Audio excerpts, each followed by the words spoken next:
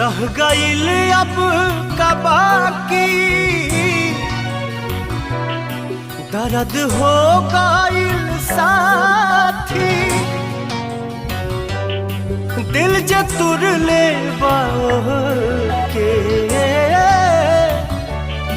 कैसे दिल दी ही माफी।